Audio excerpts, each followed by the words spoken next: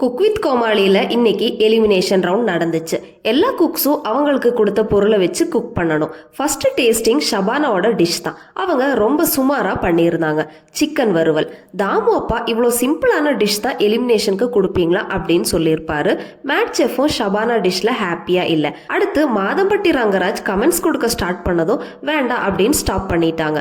ஷபானா இன்னைக்கு கொஞ்சம் ஆட்டிடியூடாகவும் ரூடாகவும் பிஹேவ் பண்ண மாதிரி எனக்கு தோணுச்சு. அவங்க சொல்கிற கமெண்ட்ஸ் நம்ம எடுத்து தான் ஆகணும். அதை விட்டுட்டு ரூடா ஆட்டிடியூட் காட்டிட்டு இருந்தாங்க. அண்ட் அழுதுட்டு வெளியே கூட போயிட்டு அப்புறம் கொஞ்ச நேரம் கழிச்சு வந்தாங்க. மது பண்ண டிஷ் வாட்டர் செஸ்னட் கருங்கோழி கடாய் வறுவல்.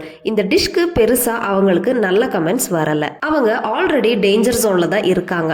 இவங்களுக்கு பேரானது குரேஷி. சாட்டர்டே எபிசோட்லயே குரேஷி விளையாட்டுக்கு சொல்லியிருப்பாரு, சிடபிள்யூசி வரலாறுலயே நான் யாரையுமே எலிமினேட் பண்ணதில்லை, பட் இன்னைக்கு உன்னை பண்ண போறேன் அப்படின்னு. அவர் விளையாட்டுக்கு சொன்னது உண்மையே ஆயிருச்சு. இன்னைக்கு குக் வித் கோமாளியில் எலிமினேட் ஆனது மதுமிதா தான்.